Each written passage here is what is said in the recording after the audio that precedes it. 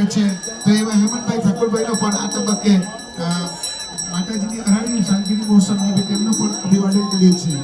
ત્યાર પછી માતાજીના નામવાળી સંપૂર્ણ ખર્ચ માતાજી નામવાળી જે ફૂલથી શણગાર કર્યો છે એવા દીપકુમાર અરવિંદભાઈ આહિર સચિન તરફથી આપણને પ્રાપ્ત થયો છે તો તેમના પણ આ તબક્કે હાર્દિક અભિવાદન સ્વાગત કરીએ છીએ।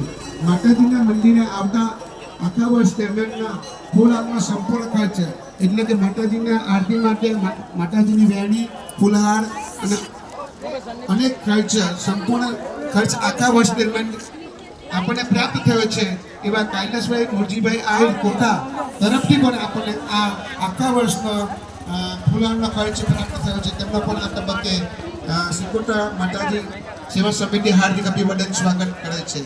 ત્યાર પછી સિકોટા માતાજીની મંદિરની મહાપ્રસાદના દાતાઓ જેઓ આપણને 2010થી જેમના થકી આપણને પ્રાપ્ત થયા છે તો વર્ષ 2010 રમણભાઈ બુઢાભાઈ આહિર તરફથી આપણને 2010નું સંપૂર્ણ ખર્ચ એટલે કે મહાપ્રસાદનો ખર્ચ આપણને એનાયત થયો છે તેમનો પણ આ તબક્કે અમે હાર્દિક અભિવાદન કરીએ છીએ।